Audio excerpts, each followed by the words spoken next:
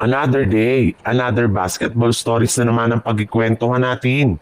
At ngayon nga ay ang pag-uusapan natin ng balitang may tatanggalin na nga daw ngayon ang Los Angeles Lakers at ang balitang pag-trade pa ng Golden State Warriors kay Jonathan Kuminga.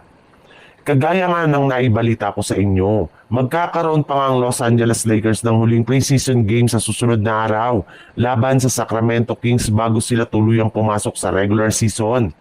Pero hindi nga kagaya ng nakaraan nilang laro ay mas magiging seryoso na nga sila dito.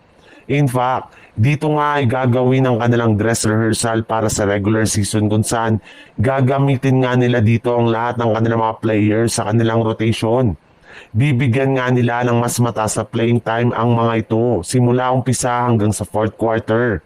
Pero bago pa man maglaro ang Lakers sa kanilang huling preseason game, ay may lumabas na rin naman ng balita na tatanggalin na nga daw po nila ang ilan sa kanilang mga training camp player na binigyan lamang nila ng 10-day contract. At eto nga ay sina RJ Davis, Augustas Marciulionis at si Anton Watson.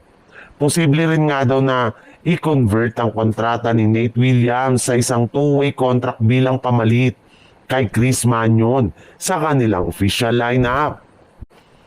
Sa ibang balita naman, kahit man nga pumirma na ng kontrata si Jonathan Kuminga sa Golden State Warriors, ay hindi pa rin naman nga nito mabubura o matatakpan ang problema nila sa kanilang batang player. Masyado na rin naman ngang nawala ng tiwala si Kuminga sa coaching staff ng Warriors na maaaring pagmula ng drama sa loob ng kanilang prangkisa na siyang ikasira ng kanilang kampanya. Kaya habang hindi pa nga ito lumalala ay posible nga daw na i-trade siya ng Warriors as soon as sa January 15.